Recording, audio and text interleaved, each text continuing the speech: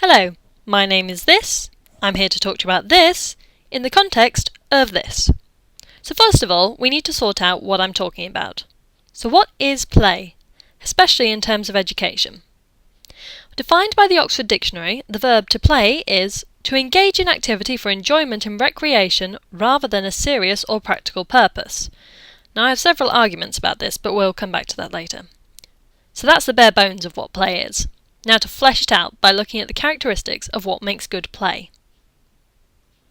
Hughes, 2003, offers that there are three main criteria that may help to define play.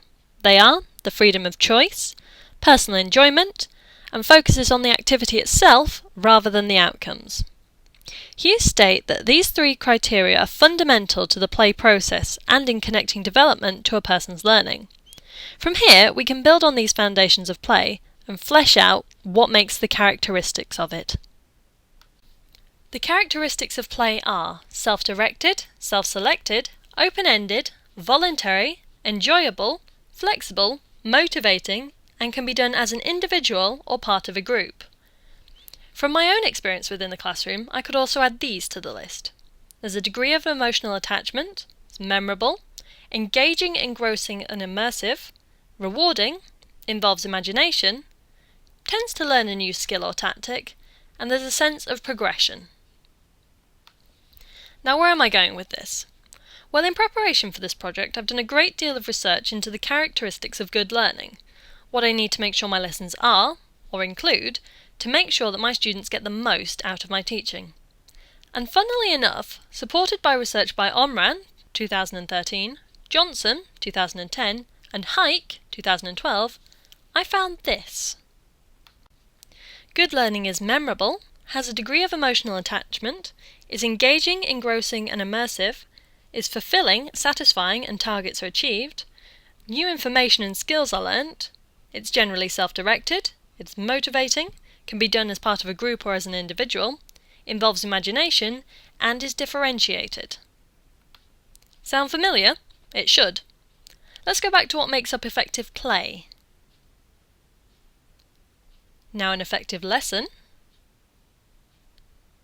Or what about the features of good teaching? Well, those are engaging, engrossing and immersive, memorable, there's a degree of emotional attachment, problem solving, set targets and achieve them, imaginative, and differentiated. Now let's see them all together. As you can see, there are a lot of parallels in these lists. Now we've established what play and learning is, and how easily its characteristics match an effective lesson and teaching style, let's look into how the digital aspect applies. So first of all, what is play in the digital age? Well, before I dive into that, there are several key terms that really need defining first. So let's start with those. The digital age is defined by the Cambridge Online Dictionary as the present time, when most information is in digital form, especially when compared to the time where computers were not used.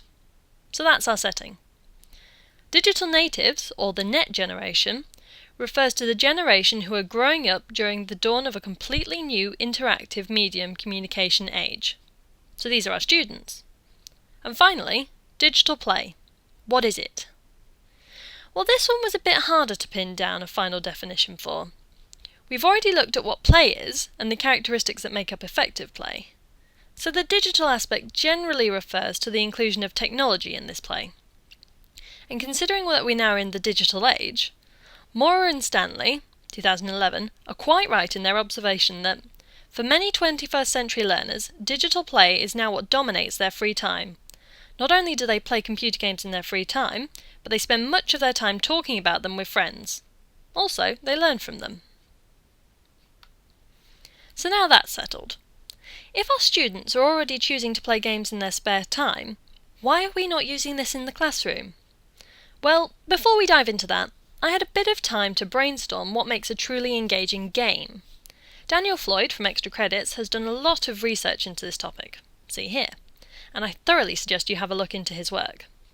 So, using my own reflections and some of his theories, I came up with a few ideas on what criteria can make a really good game.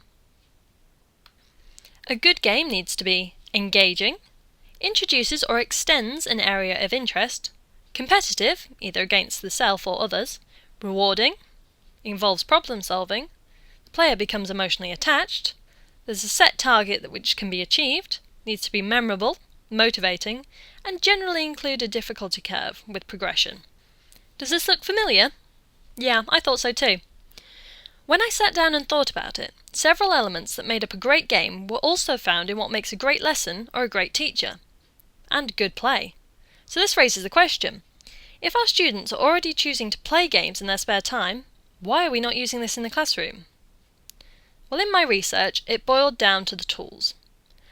Unlike most things in our society, the field of education hasn't changed much since its conception. Classes are still arranged behind desks while a teacher stands at the front and gives information.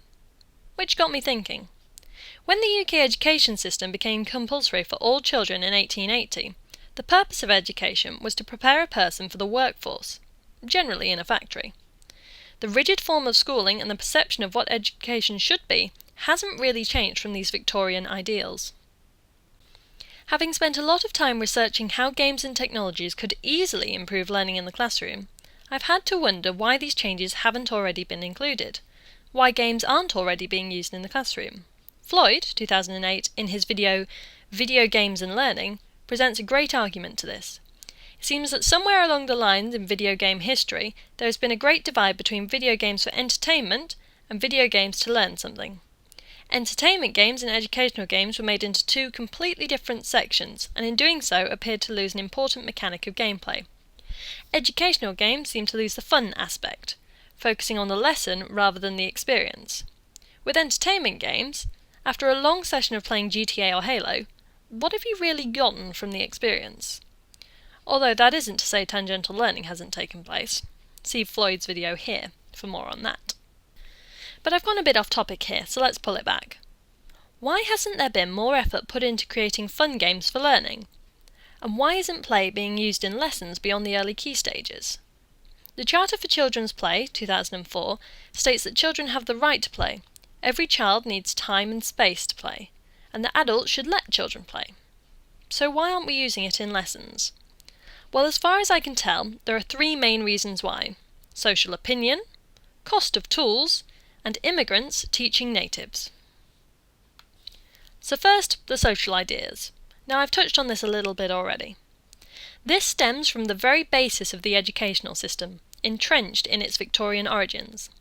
Societal opinion shows that schools should be a place to work, not play. Learning in schools needs to be demonstrated and, most importantly, measured to be deemed worthwhile. Currently in the UK, a school's worth is measured by their exam results and their Ofsted rating. With both of these target-driven practices, schools have to conform to this methodology, resulting in a deprived and by-the-textbook curriculum. Scope for creative practice is limited, as if it is not supported and measured by Ofsted, it cannot be scored, and there's no space for it, regardless of the benefit to the school experience. Prensky, 2006, demonstrates this best when he says, "Today's students are no longer the people our educational system was designed to teach. Most parents don't believe that kids can learn successfully while watching TV or listening to music because they can't." My research into this topic has shown that digital play really should be incorporated more within the educational system in order to help develop children's learning in schools. Willett, 2009, states that recent governments in education have killed space for creative pedagogy, playful exploration, and creative work in the classrooms. In doing so, many children are likely to have become less engaged and enthused when being taught. As a side note, cultural changes in the UK have meant that children no longer play outdoors on a regular basis. I know, but how does this affect digital play and learning in the classroom? Well, as children spend less time outside playing, they spend more time inside playing, normally connected to a digital device. This can result in less social interaction in play and a harder time for the teacher to encourage children to work collaboratively. But back to digital play. From my classroom experience, another main reason I found for not using digital tools for play in the classroom was cost. Schulman, 2012, best summed it up as, "Buying a computer is a lot like buying a car. Once you drive it off the lot, it's yesterday's model. And when you might expect to get 7 or 8 years out of a car, that's often pushing it for the rapidly changing world of computers. Speed, memory, and expansion. These are variables that change faster than the rate at which schools can afford to keep pace. 5 years from now, many schools will be stuck with a computer that's obsolete. The cost of the latest innovative technology for most schools will be too much for their budgets, especially as it may well be obsolete in a few years. And with the exception of Microsoft Office, it is nearly impossible to choose which software schools should focus on to give the students the best possible leg up to the workplace, when they can spend the budget on longer-term materials such as books or models. The third main reason, and this is the big one, I found was in teacher skills and the idea of digital immigrants teaching digital natives.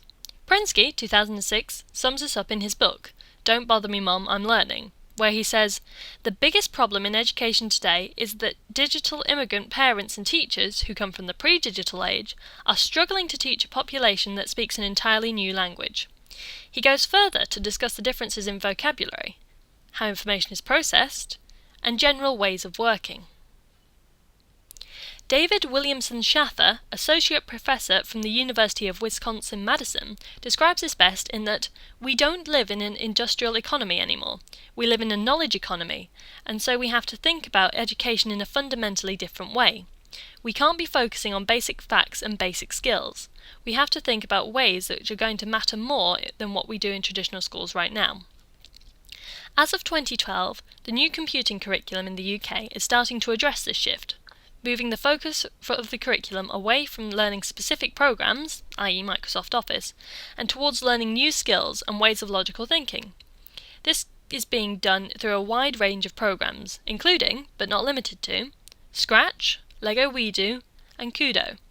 Scratch and Kudo are particularly interesting in terms of digital play, as these programs can allow learners to create games through their coding. Whatley agrees that this new way of learning, where children can experiment and play, is highly beneficial. In several of his videos, Floyd, 2008, talks about how to gamify education to increase engagement and to make learning fun. From my own experiences, I have found that borrowing techniques from video games can really benefit my classroom teaching. For example, side quest extension work with achievements have proven to be beneficial for my students' learning and in developing my own skills.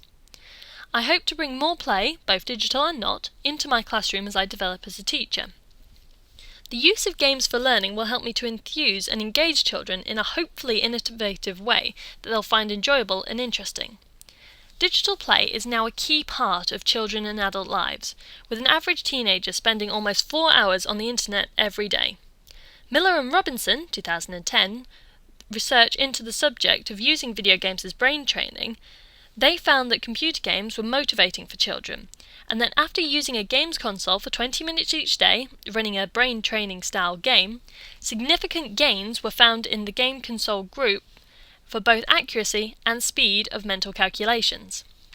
Digital play can provide tools for reflection as well as to encourage education to become more creative and intriguing. To wrap up, will I use digital play in my own teaching? Well, the simple answer is yes. This project has shown me how much benefit digital play can have on both a student's learning and also their engagement and wanting to learn more. However, I am aware that there will be many constraints on how effectively I can integrate the technology into my teaching, and it may well boil down into having to create my own games to access what I need. But on the other hand, this will only increase my skills and allow me to demonstrate how to gamify your education to my students. And I can only see this as being a good thing.